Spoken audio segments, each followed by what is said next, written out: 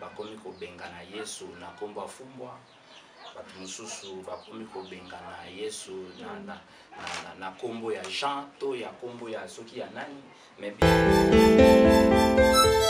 patron, ou même sur un concert, orchestre ni kubeta. Bato iberi bui. Non papa, awa na premier mall, on matin na deuxième niveau, on commence la salle de jeu win game, poto sakana, biso baso. Hey hey hey, bui na izalaka, salle de jeu win game, izali pula mutu nyonso. Uzala mwana mukaya tope mukuru. Na salle de jeu win game, tuzali na bajarukula. Machine ok, pour les adultes et pour les enfants. Machine jeu de guerre, jeu moto, jeu voiture, jeu basket, jeu bowling, jeu voiture double volant, jeu voiture empreinte, jeu voiture enfant, jeu vélo enfant, jeu crasi crocodile et popcorn. Papa maman, et tenez tout ça kataya kusakana bana biso. C'est déjà win game, et sika kobungate aveni kone lukusa King Kombe. Au premier monde, c'est déjà win game, au deuxième niveau. Ah, les enfants, vous êtes joués? Oui papa, tu sais jouer. Mais maman, pas ça que jouer. Oui papa, naza ko jouer. Patron, avec ko jouer. Oui papa, naza ko jouer. Et sobe, oza ko jouer. Oui patron, naza ko jouer. Tout le monde vous a ko jouer. Oui papa, toza ko jouer. Na Wincam, tout le monde tout a ko jouer.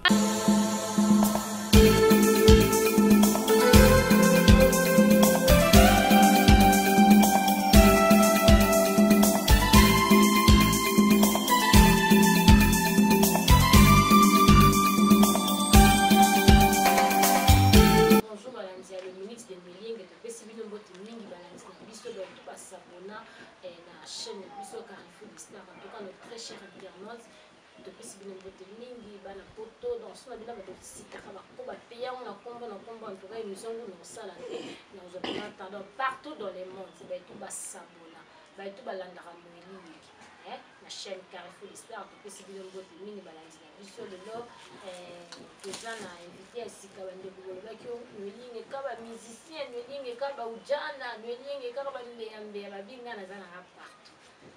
Donc, on a un bassin, on a l'âme de Dieu dans sa vie. Ndaba empereur nazali nazana ngapela banimata nazana ngado mtana mutu abatu veut dire musala nde tata mama lelo na plateau na ngato sana pasteur Justin Mbouli le mami lelo to solo bela sur les faux pasteurs mais ko bala nito zo na ba église est comme tellement ébélé au mona avenir moko mais bazana 5 églises ko ba koma lokwa na bitumba ko et comment on va bitumba animateur quoi on va bitumba musicien mais il y a petit alléluia papa una kumbama on a comme une era matéa baninga ba era matéa faut bien mo kitsa mo so ba on va comme dans l'orange dans la louange on a papa papa na lola ya kumbama baninga ba era prédication donc et comme nous comme que singa baninga pardon bo dimettement voler micro biso to otea. Donc, tout ça, na Congo, souffrance, c'est comme si ils ont parce qu'il y a trop de faux pasteurs, trop de faux prophètes. Le long, vraiment, dans notre télé, point d'anga, ils ont le pas clé à l'émission de l'émission, ils ont sur les faux serviteurs.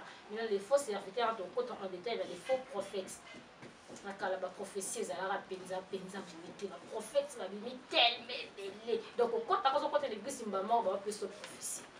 Bande ko balandi Pelenda je l'ai déjà invité nanga bino bomo naka na koki déjà mbote pasteur Justin lo mami mbote maman Noéline en tout cas na laissé mon mini ko yamba na plateau nanga papa merci na nini au répondre à l'invitation ya moi na yo en tout cas to bandi déjà kaka bongo mais tout d'abord avant tout quand on a sujet na biso église de l'église des Amaramu.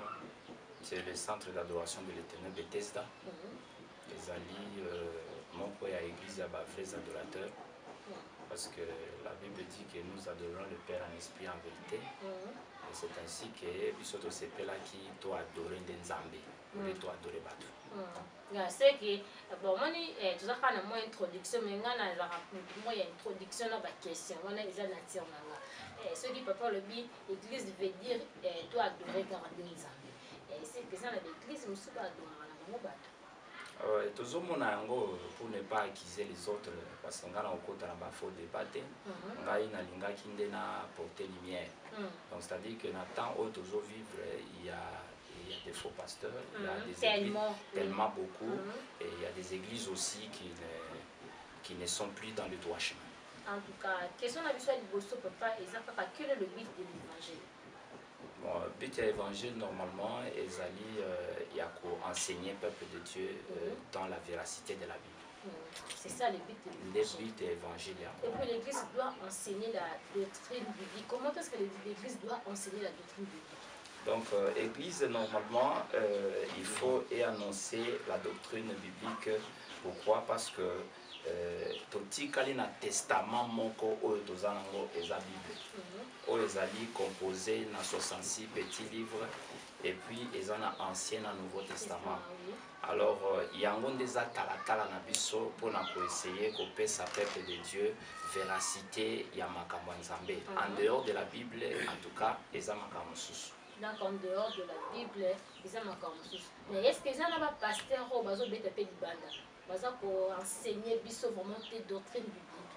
Baza vraiment ndenge l'Ancien Testament, Nouveau Testament et sengeli na ba église actuelle ni ba église tout belé. Wana to kolobela ngo un peu na moi souka parce que to ko parler sur la fin du temps, pour les en Matthieu 24, donc essayer un peu de signe du temps de la fin. Il y a un moment de zoluka tolo belango na émission pour te éclairer, tu vas comprendre ni oyo zali ko laksake to comme na mikola suka to zomona tu ba botami na bandenge na bango. Bayepe ko pesa évangile na ndenge na bango. Alors yango ndezo lakisa biso ke non oyo aza ya nzambe te, oyo aza ya nzambe parce que soko memeli biso enseignement oyo ezali contre la volonté nzambe biso to telemela ngo lokola na chrétien be. En tout cas, pasteur, troisième question, c'est pourquoi en fait pourquoi il y a toutes les différentes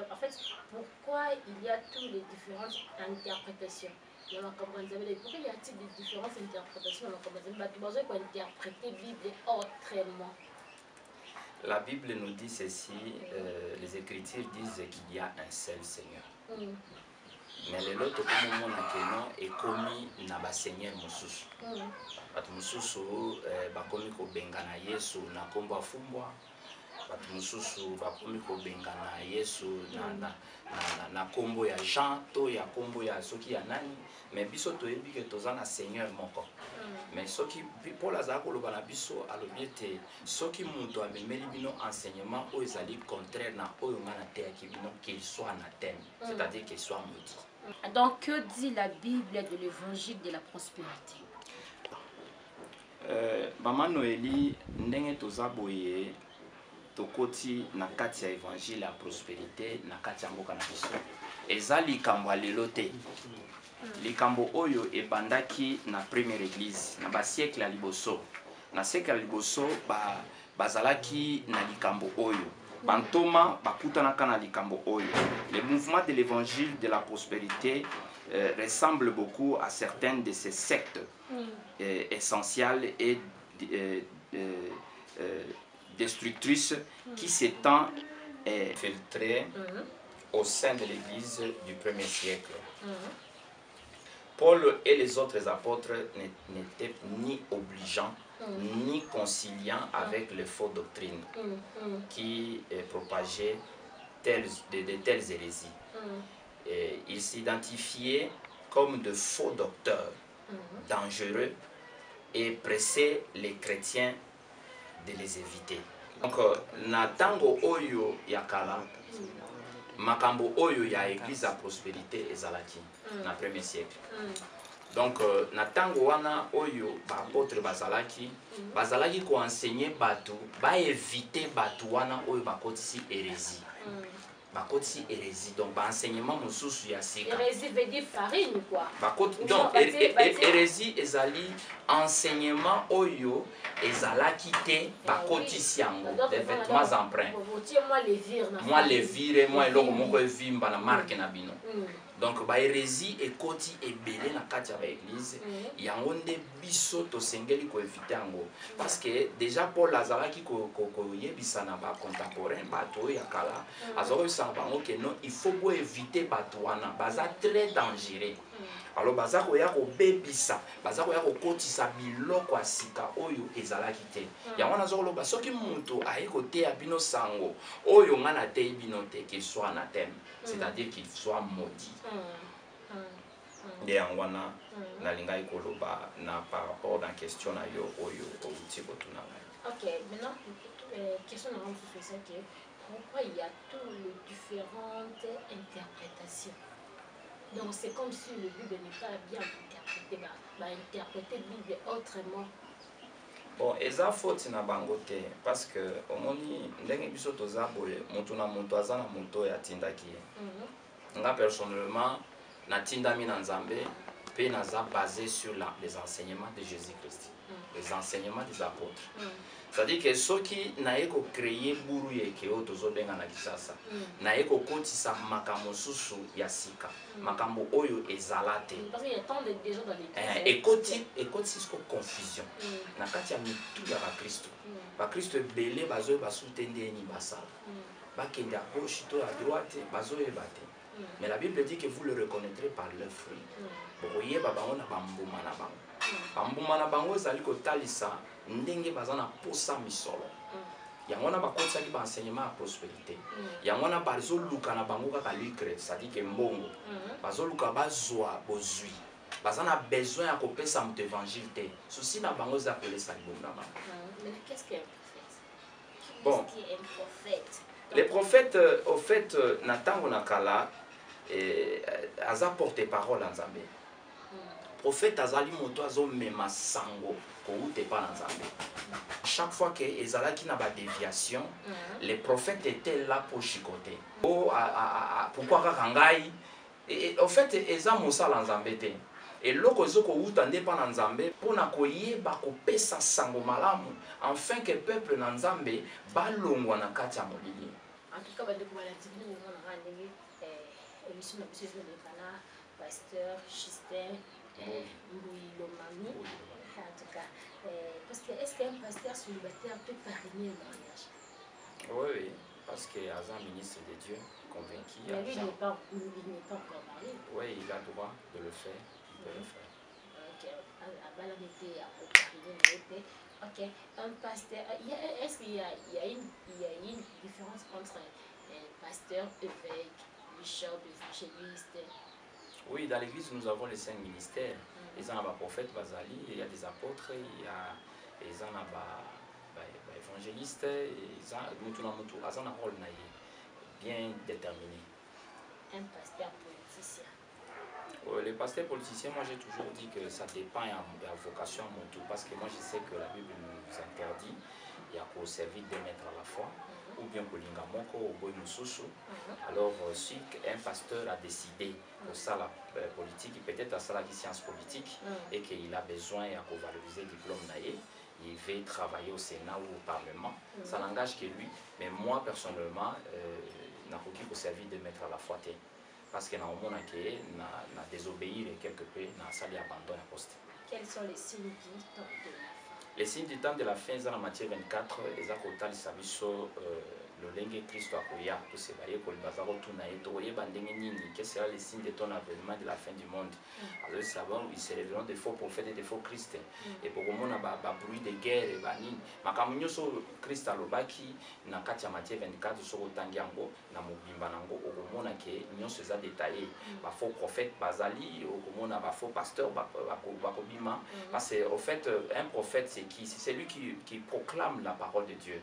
Mais ministère prophétique eza makambo mususu et prophétie eza makambo mususu bato bayeba séparer en autre parole de connaissance eza makambo mususu mais mutu oyo aza ko apporter évangile il apporte la prophétie venant de Dieu parce que la parole de Dieu c'est la vraie prophétie oyo totikali nango. Bien voilà. Donc nous devons faire la part de choses. Un prophète, c'est quelqu'un qu'il faut respecter, mais ils ont parmi les ministères où ils ont bâtia, où ils ont différents dans la société. C'est-à-dire que le prophète à cause de la tête, il colo pour les kabatunyos, mais parmi les 5 ministères, Moutounios sont importants dans le corps de Christ.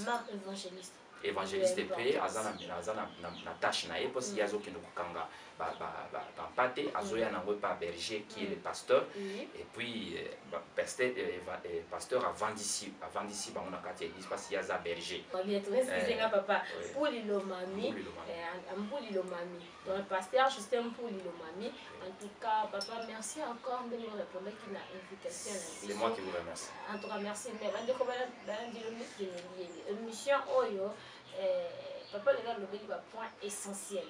Azuka va point clé quoi. Mais en tout cas, nous sommes arrivés à la fin de notre émission. Là, je tiens à remercier l'émission pour vraiment